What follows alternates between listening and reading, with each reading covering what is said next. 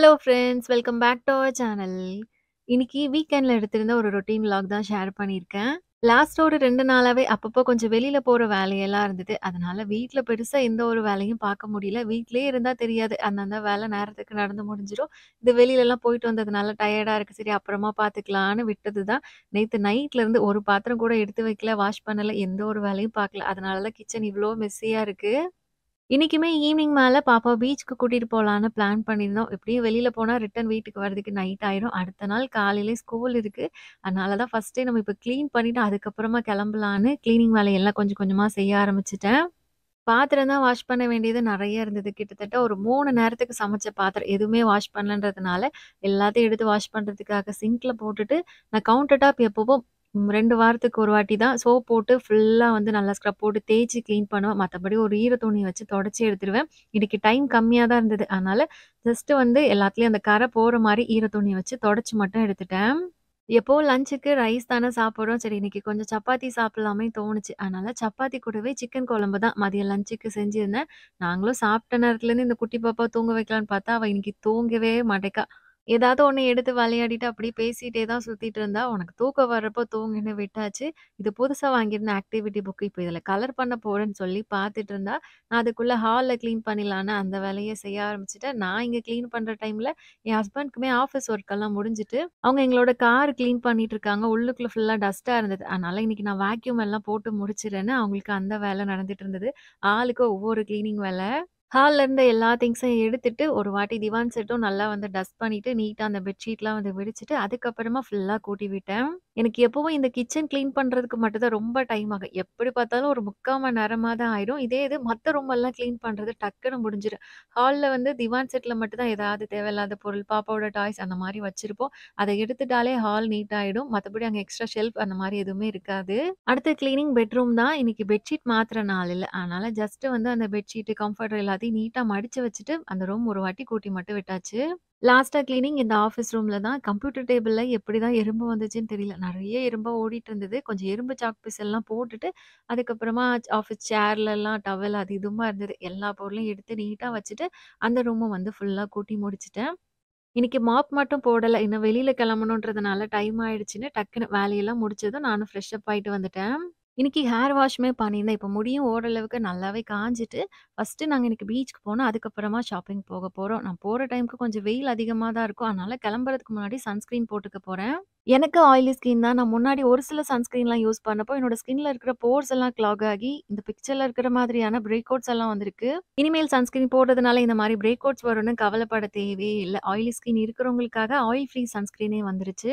இதுதான் doctor shade ceramide and vitamin C oil free sunscreen. இந்த sunscreen ஸ்பெஷலா oily skin இருக்கிறவங்களுக்காகவே make பண்ணுது. அதனால நம்மளோட ஸ்கின்ல இருக்கிற போர்ஸும் க்ளாக் ஆகாம இருக்கும். நம்மளுக்கு பிரேக் அவுட்ஸும் வராது. இதுல SPF 50 PA++++ இருக்கு. ஹார்ம்ஃபுல்லான UV அண்ட் UV ரேஸ்லேருந்து நம்மளோட ஸ்கின்ன ப்ரொடெக்ட் பண்ணும். ஸ்கின்லயும் இந்த சன்ஸ்கிரீன் ரொம்ப ஈஸியா அப்சர்ப் ஆயிடும். இது ரொம்ப ரொம்ப லைட் வெயிட், கிரீஸியாலாம் இருக்காது. அதே மாரி ஒயிட் காஸ்ட்டும் சுத்தமா இருக்காது. இதுல power of nature and science 2மே இருக்கு. இதுல குடுத்திருக்கிற செராமைட் நம்மளோட ஸ்கின் பேரியர நல்லா ஸ்ட்ரெங்தன் பண்ணும். இதுல இருக்கிற விட்டமின் சி ஸ்கின்ன பிரைட்டன் பண்ணி குடுக்கும். சன்ஸ்கிரீன் அப்ளை பண்ணதுக்கு அப்புறமா என்னோட ஃபேஸ் பார்க்கறதுக்கு ஆயிலியா, கிரீஸியாலாம் இல்ல. நல்லா ஸ்கின் வந்து க்ளோயிங்கா, ஹெல்தியா இருக்கு. ஒரு ப்ளாட்டிங் பேப்பர் வச்சு கூட நான் செக் பண்ணி காமிக்கிறேன் பாருங்க. இதுல சுத்தமா ஆயில் எதுவுமே வரல. ஆயிலி ஸ்கின் இருக்கிறவங்களுக்கு இந்த சன்ஸ்கிரீன் ஒரு சூப்பரான ரிசல்ட் குடுக்கும். இதே இது உங்களுக்கு பிக்மெண்டேஷன், ஃபேஸ்ல அந்த ஆக்னே மார்க்ஸ் எல்லாம் நெறையா இருக்குன்னா, டாக்டர் ஷேத்தோட kesar and kojic acid sunscreen try பண்ணுங்க. ஏன்னா அதுல இருக்கிற கோஜிக் ஆசிட் ஃபேஸ்ல இருக்கிற பிக்மெண்டேஷன், டல்னஸ் எல்லாம் சரி பண்ணும். கேசர் ஸ்கின்க்கு நல்ல ஒரு க்ளோ குடுக்கும். இந்த ப்ராடக்ட் Amazon, Flipkart, Myntra, Purpleல அவைலபிளா இருக்கு. டாக்டர் ஷேத் அஃபிஷியல் வெப்சைட்ல வாங்குறப்போ பாலன் 2025 என்னோட கூப்பன் கோட் யூஸ் பண்ணீங்கன்னா, அடிஷனலா 20% உங்களுக்கு ஆஃபர் கிடைக்கும். டீட்டெயில்ஸ் எல்லாம் டிஸ்கிரிப்ஷன்லயும் குடுத்துருக்கேன். கண்டிப்பா செக் பண்ணி பாருங்க.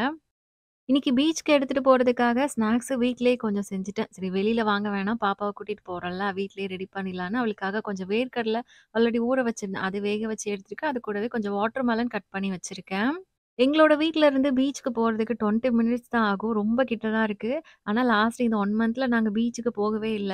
இந்த பீச்ல வீக்கெண்ட்ல மட்டும் தான் நல்லா கூட்டம் இருக்கும். அதுமாரி காலையிலலாம் வந்தா மீனெல்லாம் ஃப்ரெஷ்ஷா கிடைக்கும். வீக் டேஸ்ல வந்து அந்த அளவுக்கு கூட்டமெல்லாம் இருக்காது. அதனால மோஸ்ட்லி இங்க வரதா இருந்தா வீக்கெண்ட்ல வர மாரி தான் பிளான் பண்ணி வருவோம். பாப்பாக்கு பீச்சுக்கு போறதுன்னா ரொம்ப பிடிக்கும். ஆனா அந்த தண்ணிய பார்த்தா அவ்ளோ பயம். தூரமா இருந்து பார்க்கறதோட சரி, அது கிட்ட போய் கால் நனைக்க கூட மாட்டா. நாங்க இன்னைக்கு வீட்ல இருந்து வரப்பவே அவளோட பீச் டாய்ஸ் எல்லாமே எடுத்துட்டு தான் வந்திருந்தோம். அதனால அந்த மண்ணுல உட்காந்து அத வச்சு அந்த கொஞ்சம் கொஞ்சமா அந்த மண்ண எடுத்து போட்டு விளையாடிட்டு இருந்தா.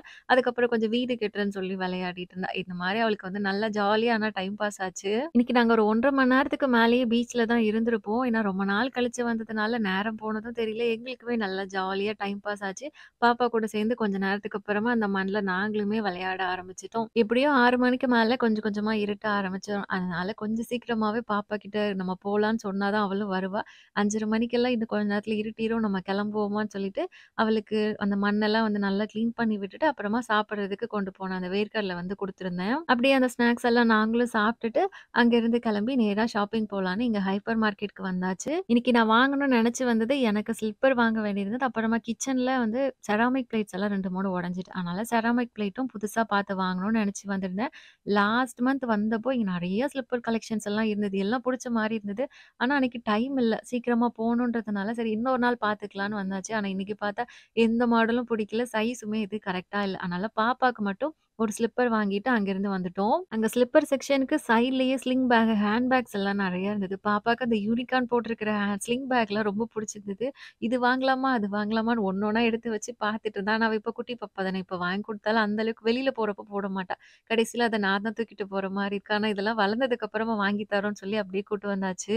அடுத்து நேரா கிச்சன் செக்ஷனுக்கு வந்தாச்சு. செராமிக் பிளேட் எல்லாம் முன்னாடி நான் வாங்குனப்போ 200 அந்த ரேட்ல தான் வாங்குனேன். ஆனா இப்போ வந்து சிங்கிள் பீஸே 400 அந்த ரேஞ்ச்ல தான் இருந்தது. ஆனா வெயிட் எல்லாம் நல்லா ஹெவியா தான் இருந்தது. சரின்ட்டு 2 பிளேட் வாங்கிட்டு, அப்புறமா சின்ன சைட் பிளேட்ஸ்லாம் இருக்கும்ல, அதெல்லாம் பிளாக் கலர்ல செராமிக்ல இருந்தது. அதுவும் வந்து ஒண்ணு பார்த்தேன். நான் எப்போ இந்த கடைக்கு வந்தாலும் இங்க இருக்கிற எல்லா கலெக்ஷனும் பார்ப்பேன். இப்போ வந்து செராமிக் ஜாடி எல்லாம் இருக்குல்ல, உப்பு ஜாடி. அதே மாரி கிளாஸ்லலாம் இருந்தது. அதோட ரேட் வந்து 250 சொன்னாங்க. ஆனா நான் வாங்கல. சும்மா பார்க்க மட்டும் செஞ்சேன். ஆனா அழகா தான் இருந்தது பார்க்கறதுக்கு. அப்புறமா இந்த கிச்சன் ஷெல்ஃப் லைனர் நீங்க நெறைய பேர் வந்து என்கிட்ட கேட்டிருந்தீங்க. நான் கிச்சன்ல வந்து போட்டிருப்பேன். கவுண்டர் டாப்க்கு கீழ இருக்கிற ஷெல்ஃப்ல. இதுவுமே வந்து இங்க வாங்குனது தான். ஒரு ஷீட்டோட பிரைஸ் வந்து 150. நான் முன்னாடி வாங்குன சேம் அதே பேபி பிங்க் கலர் ஷீட் வந்து இப்பவுமே இருந்தது. அதனால கீழ் ஷெல்ஃப்க்கு கிச்சன்ல போடுறதுக்கு தேவைப்பட்டதுன்னு, எக்ஸ்ட்ராவா அதே ரோல் இன்னொரு ஷீட் வந்து வாங்கிட்டேன். இங்க பூஜை ரூம்க்கு யூஸ் பண்ற திங்ஸ் எல்லாம் நெறைய இருந்தது. நான் 1, 2 கலெக்ஷன் மட்டும் பார்த்தேன். இது பாருங்க, சாம்பிராணி அந்த புகைலாம் வைப்போம்ல, அது வந்து உள்ள வைக்கிறது போல. நல்ல ஹெவியான வெயிட். இதோட ரேட் வந்து ரூ. 1500.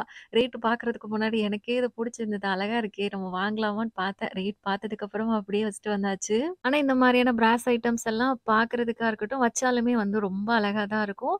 முன்னாடியெல்லாம் இந்த மாரியான உட்டன் கரண்டி இங்க வந்து கிடைக்காது. வெறும் ஃப்ளாட்டா இருக்கிற மாரியான கரண்டி தான் இந்த கடையில இருக்கும். ஆனா இப்பலாம் வந்து நெறைய புது புது மாடல்ல வந்துட்டு, நான் ஆன்லைன்ல ஆர்டர் பண்ணி வாங்குனதெல்லாம் இப்பவே இந்த கடையிலே கிடைக்க ஆரம்பிச்சுட்டு, எல்லாத்தோட ரேட்டுமே வந்து ஸ்டாண்டர்டா 150ல இருந்து ஸ்டார்ட் ஆச்சு. இன்னைக்கு இந்த கரண்டி எல்லாம் நான் எதுவுமே வாங்கல. ஆல்ரெடி வீட்ல எல்லாமே இருக்குன்றதுனால, கிரேட்டர் மட்டும் எனக்கு ஒண்ணு தேவைப்பட்டுச்சு. ஆல்ரெடி என்கிட்ட உள்ளது வந்து ரொம்ப துருப்பிடிச்ச மாரி ஆயிட்டு. அதனால இந்த ஸ்டெயின்லெஸ் ஸ்டீல் கிரேட்டர் ஒண்ணு வாங்குனேன். கடையில இருக்கிற எல்லா செக்ஷனையும் பார்த்தாச்சு. என்னலாம் வாங்கணும்னு நெனச்சு வந்தோமோ, அதையும் வாங்கியாச்சு. லாஸ்ட்டா வரப்ப தான் பாத்திரம் கழுவி வைக்கிற ஸ்டாண்ட் வந்து வைக்கிறதுக்காக இந்த மாரி ட்ரே எல்லாம் கூட இப்பலாம் கிடைக்குது. ஆனா இதோட ரேட் வந்து ரூ. 400 கொஞ்சம் அதிகம் தான். சும்மா அத பார்த்துட்டு அப்படியே பாப்பாக்கு ஒரு டாய் வாங்கி குடுத்துட்டு, அப்படியே ரிட்டர்ன் வீட்டுக்கு நைட்டு வந்துட்டோம். அன்னைக்கு டே இந்த மாரி தான் போச்சு. இந்த விளாக் உங்க எல்லாருக்கும் புடிச்சிருக்கும்னு நெனைக்கிறேன். புடிச்சிருந்தா இந்த வீடியோக்கு ஒரு லைக் பண்ணிட்டு, நம்ம சேனல ஃபர்ஸ்ட் டைம் பார்க்குறீங்கன்னா கண்டிப்பா சப்ஸ்கிரைப் பண்ணிக்கோங்க. நெக்ஸ்ட் இன்னொரு இன்ட்ரஸ்டிங்கான விளாக்ல பார்க்கலாம். பபாய்.